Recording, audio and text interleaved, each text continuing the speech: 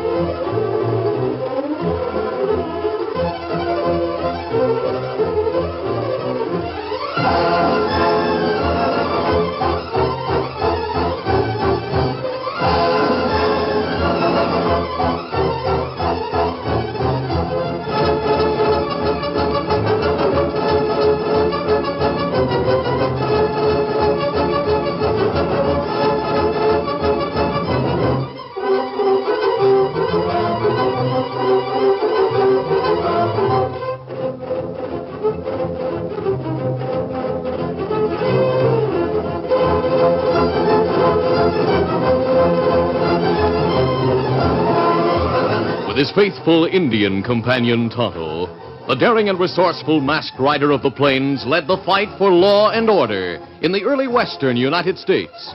Nowhere in the pages of history can one find a greater champion of justice. Return with us now to those thrilling days of yesteryear. From out of the past come the thundering hoofbeats of the great horse Silver. The Lone Ranger rides again. Come on, Silver. Let's go, big fellow. Hail, Silver! Away!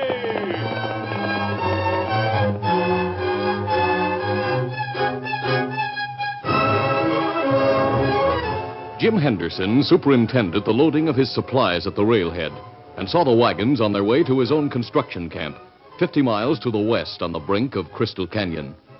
Jim was the engineer in charge of constructing the bridge across the canyon, and he had other business at the railhead. So it wasn't until after dark that he left the busy camp. Get up there. Get up. He urged his mount along the moonlit trail, but less than a mile to the west, as he was passing a grove of cottonwoods, someone hailed him. Henderson! Oh, there. He drew rein, and two men rode out from the cover of the trees. Oh, Silver. stop, Big fella. Smelling an Indian, huh? Don't go for your gun. You're covered. What do you want, I don't have any money on me. This isn't a holdup. I have a letter I want you to read. The moon's bright enough, I think. A letter? Yes. Here, it's from General Warren. Huh? Well, you know him, don't you? Why, of course. He's the head of all construction for Southern and Western. I've met him a few times. What does he have to do with you? The letter's addressed to whom it may concern. At the moment, that means you. It does, huh? Let's see. Say, you're the Lone Ranger. That's right. And you're Tonto. Uh-huh. Well, I consider this an honor, but why have you stopped me? A great deal depends on you. The bridge? Yes, as you know, track must be laid as far as Eagle Pass before the first of the year, or Southern and Western will lose its franchise. That's right.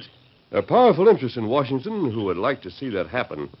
They've hired a man called Roger Force to come out here and do his best to delay the building of the road. Roger Force. I've heard that name before. It isn't his first trip to the West, and there's always been trouble when he's around. Is he around here? Well, Tonto has Indian friends who have seen him near Crystal Canyon. Well, we'll be on the lookout for him. Do you trust your crew? Of course. There'll be no trouble inside our camp. Nearly all the men have worked with me before. Nearly all? They're all right and good workers. They'll get the bridge built before the track-laying crew reaches the canyon. What if something were to happen to you? Why, the work would go on.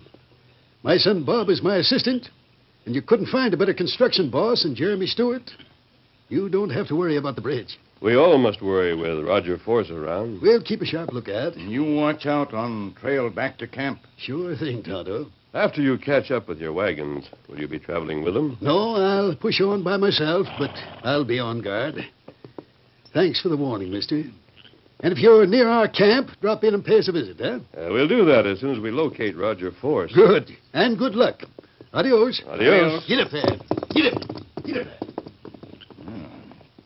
Him not listen. He listened, Kimosabe. But I don't think he realizes how dangerous Force is. Oh. And maybe we find Force in hills, this side canyon. We'll try. But first, we'll follow Henderson to his camp. That good idea. Come on, Silver. Come up, Scout.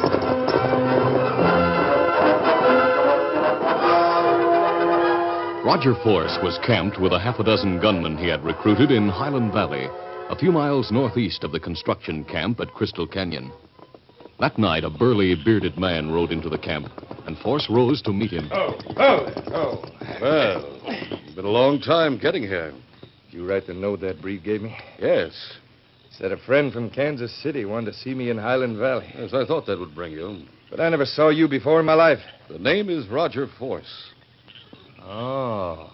So you've heard of me.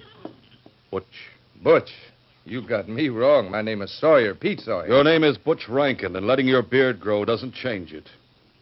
I savvy. So you know who I am now, what? You were smart to take a job with a construction gang, Butch. The law would never suspect you'd gone to work. Everyone at the camp thinks I'm Pete Sawyer. And if you follow my lead, they'll keep right on thinking that, and you'll be safe. At the same time, you can make yourself some easy money. I'll pay $100 a day for every day the track-laying crew is held up at the canyon. Ah. If anything were to happen to the bridge, that could run into important money. Exactly. But what could happen to it? Well, that depends on you. Any ideas? The progress of the work depends on Jim Henderson, doesn't it? He's in charge. And if he were to be eliminated? Uh-huh. He isn't in camp right now. Yes, I know that. He plans to be back by tomorrow morning. If he should arrive before it's light, that might be a good time for something to happen to him. Yeah. But I want a payment in advance before I take on any job like that. $500. Here it is. You're quick on the trigger. I should have made it 1,000. You'll get another 500 when Henderson is out of the way. It's a deal. Good. I have only one word of caution. What's that? Did you ever hear of the Lone Ranger? Hear him. He sent my partner, Lefty Borden, to jail. Do you know him by sight? No, but I'd know that horse of his anywhere. Well, you may find a chance to even the score for your partner, Butch. The Lone Ranger wants this bridge finished just as much as I want it delayed. If you do see the masked man, I'd suggest you shoot to kill.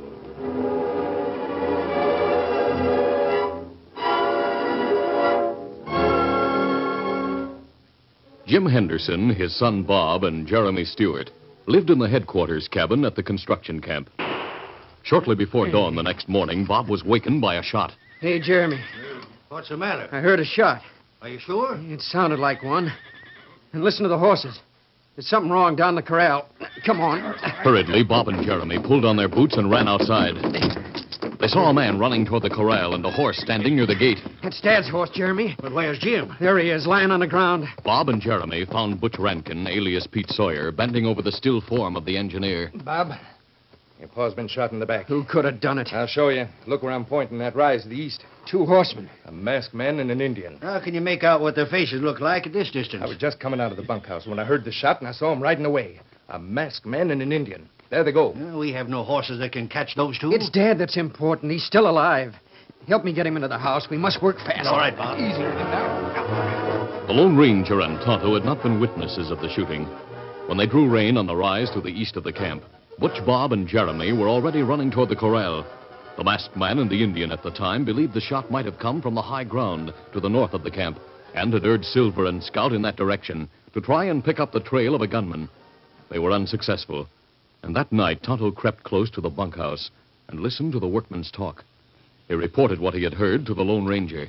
Henderson hurt bad, but him still alive. I'm glad of that. Tonto like help take care of Henderson. That might be possible. No men think you, me, shoot him. They saw us then. Ah. I wonder if the shot could have been fired from inside the camp. No, we not find trail that lead away from camp. It's rocky ground. Ah. Well, we're sure that Roger Force is camped somewhere in the hills to the north. And this shooting is something he might have planned. We must try to find him. Ah. We'll start right now. That's good. Easy, steady, big Easy, fella. Scout, easy, fella. Come on, Silver. Get him up, Scout.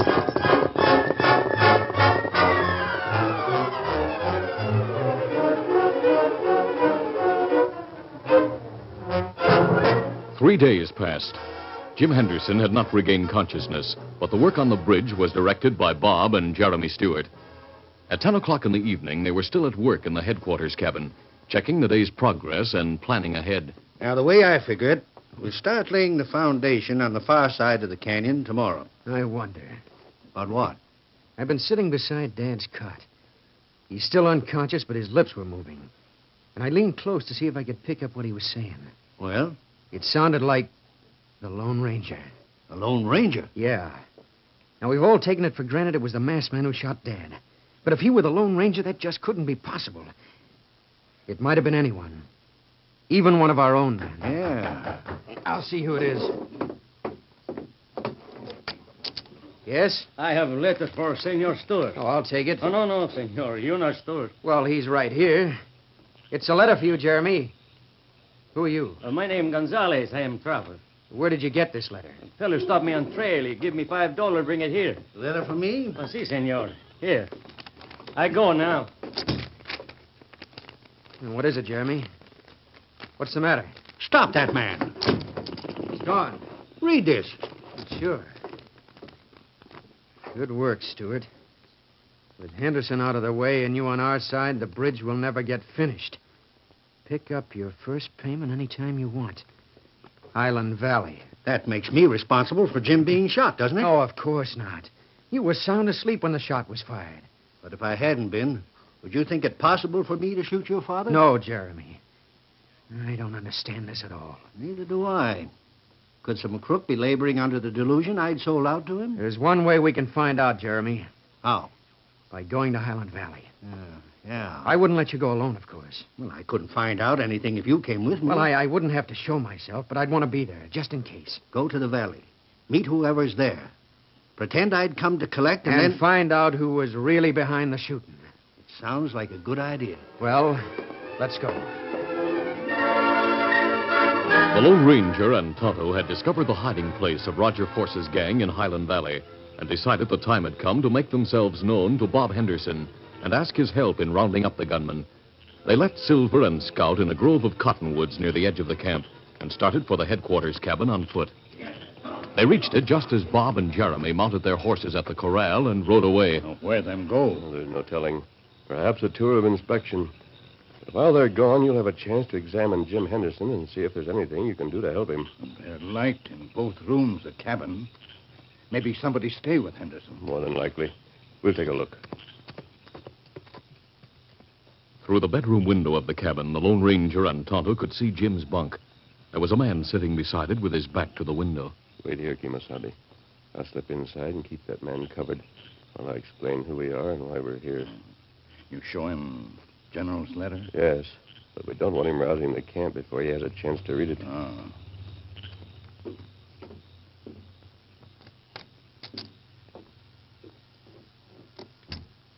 The Lone Ranger entered the living room of the cabin. He noticed the letter which Jeremy had received lying on the table and stopped to examine it. What's this? As soon as he had read it, he crumpled the paper in his hand, Let's see. turned on his heel, and started for the door. But just then, the door of the bedroom opened, Not so fast, mister. You're covered. and Butch Rankin leveled a 6-gun at the Lone Ranger's back. Get your hands up high.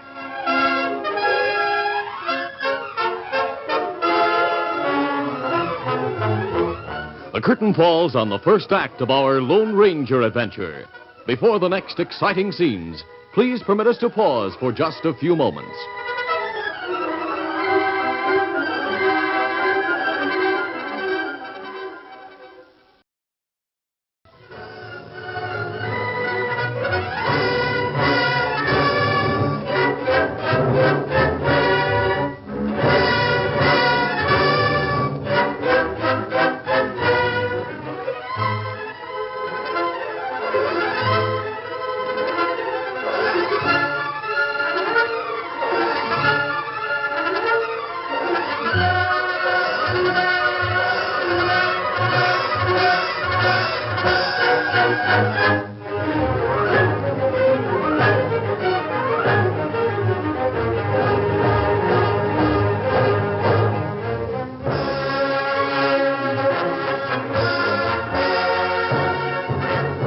Now, to continue.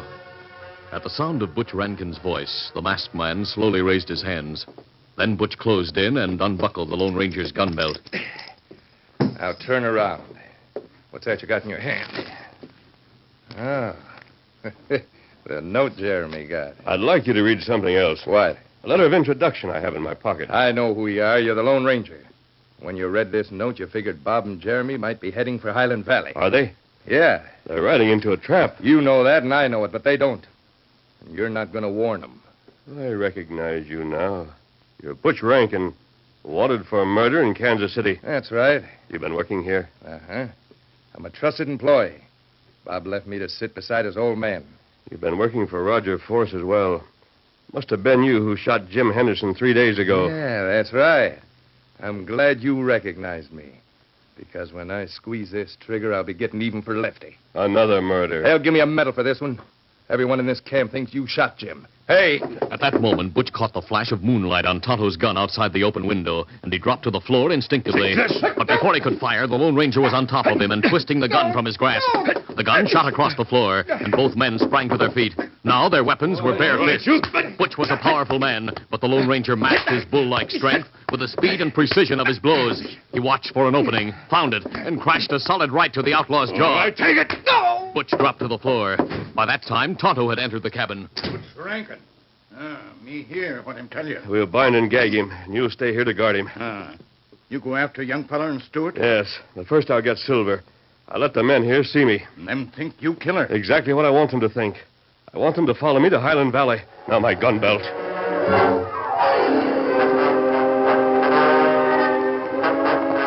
When the half-breed who had delivered the letter to Jeremy Stewart reached the outlaws' camp in Highland Valley, Force and his gunmen jumped to their feet. No, Well, I give him the letter. yeah, what then? Then I go away fast, like you say. Then I stop on a ridge above camp. Wait there. You couldn't have waited long. Oh, no. Young feller and Stewart, they come out of cabin, saddle up, ride this way. They're coming here, both of them, huh? Si, senor. So it worked. I never thought it would. Why not? Well, why should it? Stewart must have known he didn't have anything to do with shooting Henderson. Naturally. But he must have realized at once that the man who wrote the note did. The simple truth. Truth can be a powerful weapon even in the hands of such as we. It inspires belief. There was just as much lie as truth in that letter. There was only one word of lie, the name Stewart. The letter should have been addressed to Butch. His money is waiting here. Yeah, what if young Henderson had brought all his men with him? Reed would have warned us, we'd have cleared out. But I had a hunch he and Stewart would investigate alone. Well, there isn't much time. Where do we wait for him, in the canyon? It's plenty dark in there. You'll need more light to shoot straight. We'll wait until they get out of the canyon into the valley. The moon's bright. They'll make good targets. You expect them to ride straight into the valley? From the opening of the canyon, they'll see our campfire. They'll see our horses grazing. They'll want to get a closer look at us. You seem to have all the answers. They'll want to get a closer look at us. So we take cover near the canyon. And when they show themselves, you shoot. It's very simple.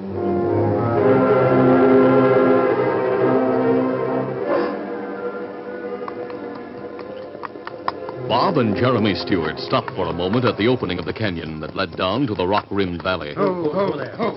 And as they drew rein, they heard a thunder of hoofs behind them. Someone riding hard. We'll be rounding the bend in a second.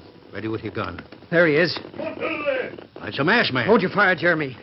Didn't you hear what he called his horse? Silver. Lone Ranger. It must be. Look at that horse. Yeah. Oh, easy. Steady, big fellow, steady. Mister, we have just one question to ask you. Are you the Lone Ranger? Yes, Bob, I am. I knew it. Your name, it's the only word Dad's spoken since he was shot. Well, I'm glad I won't have to waste any time in convincing you I'm your friend. Oh, of course not. Jeremy, tell him about the note you received. I've already read it. Quickly, the Lone Ranger told the two men of what had happened at the construction camp and the danger that waited for them in the valley. Then, But perhaps we can use Roger Force's trick to capture him and his gang. Your men are following me. My men? At least 20 of them. I let them see me heading out of camp and allowed them to keep sight of me until we hit the foot of this trail. They'll be coming along soon. You wanted them to follow you. Yes, they'll be needed. I want you to wait here for them until I get back. Where are you going? I'm climbing to the top of the ridge. That's something we should have thought of. Take a look at the valley before riding into it. Your men are coming now. Easy, steady, big fellow. I won't be long. the ridge rose steeply on either side of the pass, and the Lone Ranger made a careful estimate before choosing the slope he meant to climb. Then he started up, working his way from one precarious foothold to another, up and around outcroppings of rock, onto the crest of the ridge. There he crawled forward until the whole valley lay before him. Tonto and he had made the climb before, and he knew where the outlaws' camp was located. He studied the woods, the campfire glowing through the trees, the band of tethered horses grazing at the edge of the woods. Then he made a survey of the whole valley, every clump of trees, every cluster of boulders. Finally, he turned and made a swift descent. The men from the construction camp were gathered around Bob and Jeremy, their faces raised expectantly toward him. He dropped from a 10-foot ledge to the trail and ran toward them. What did you see? Not much. The outlaws are camped in the woods, halfway across the valley. At least they have been camped there. I could see the light from a campfire through the trees. There were horses grazing at the edge of the woods. Then all we have to do is surround the woods. No, wait, not so fast. I watched the campfire carefully. I couldn't see any shadows moving against it. There was no sign of life in the woods. Well, if they're not there, where are they? Probably hiding somewhere, waiting for you and me to ride into the valley. That's a good guess, Jeremy. Keeping the far end of this canyon covered. Waiting. Yes. And having a few more men doesn't help any. They could pick us off one by one as we rode into the open. I think we may be able to force them into the open. There's another entrance to the valley, beyond the woods. It'll take about half an hour to reach it.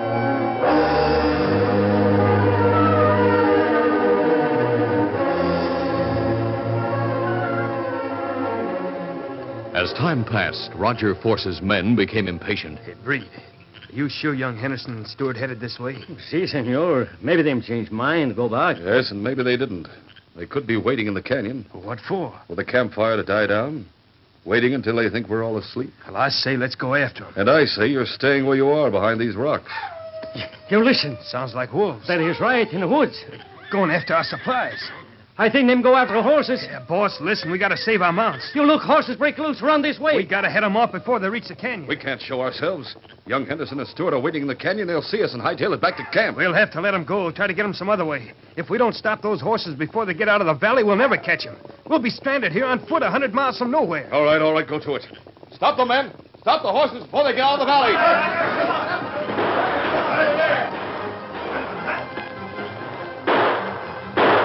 The outlaws broke from cover, shouting and shooting their 6 guns in the air to turn aside the band of half-wild horses from the opening of the canyon.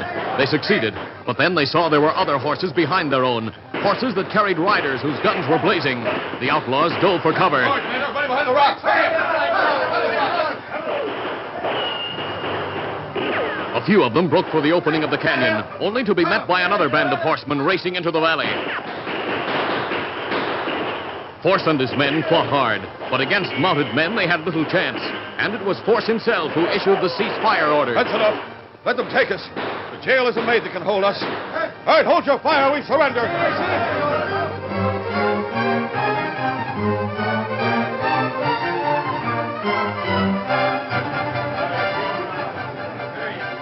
The Lone Ranger and the men from the construction camp closed in.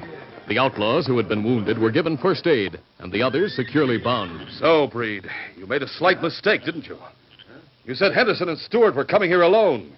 Instead, they brought 20 men and the Lone Ranger. But they leave camp alone. And we'd have ridden straight into your trap if it hadn't been for the masked man. You'd never have caught us if those wolves hadn't stampeded our horses. Wolves, huh? Well, how would you like to meet the wolves? Huh? First, the Lone Ranger himself. And Pete and Curly and Joe and Al. They're the wolves you heard. They're the ones who stampeded the horses. The masked man knew you'd have to show yourselves to head them off. And once you were in the open, all we had to do was ride in and round you up. Very clever. They rode into the valley from the other side. Yeah, there's no law against it. There's no law against anything we've done as far as I can see. You're wrong, Force. The charge against you and your men is attempted murder. Butch Rankin has already been taken prisoner. He's admitted that you hired him to shoot Jim Henderson. You'll be held at the construction camp until the United States Marshal arrives to take you to Omaha. Shall we get started for camp, Bob? That suits me. All right, let's go, men. Take those prisoners.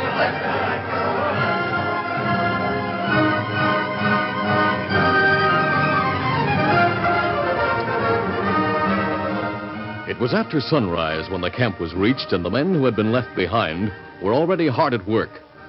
But the sight that made Bob spur his mount on ahead of the posse was his father sitting in a chair in front of the headquarters cabin. Ho! Hold on, boy. Easy. Dad. Well, son, I hear you've had a busy evening. I suppose I can't blame you for being late for work. What happened? Are you strong enough to be out here? Well, I feel fine. Tonto fixed me up some medicine, and my fever broke in an hour. Oh, Silver. Oh, easy. Good morning, Jim. It is a good morning. Otto tells me that if you take it easy for a while, you have nothing to worry about. Nothing to worry about at all. I'm glad. Tonto and I will be on our way to get the marshal, Bob. Good luck with the bridge. Thanks. And thanks for everything. Easy, steady, big fella. Easy, fella. Adios. Goodbye. Mister. Come on, Silver. Get him up. Well, son, soon our bridge will be stretching from here across the canyon. The rails will be laid on it, and trains will be crossing it. The people who ride them may not think about it, but you'll know and I'll know that there might never have been a bridge. There might never have been a railroad if it hadn't been for the Lone Ranger.